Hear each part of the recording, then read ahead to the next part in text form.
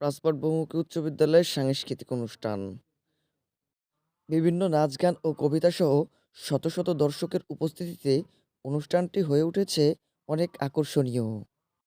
দূর দূরান্ত থেকে রাজপাট বহুমুখী উচ্চ বিদ্যালয়ের অনুষ্ঠান দেখতে আসে অনেক এলাকার মানুষ।